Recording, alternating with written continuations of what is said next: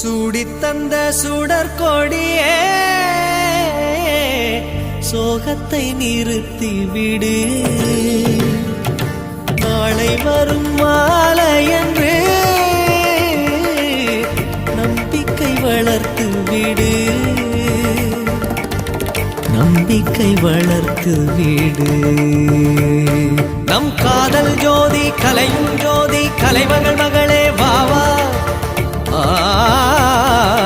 காதல் ஜோதி கலையும் ஜோதி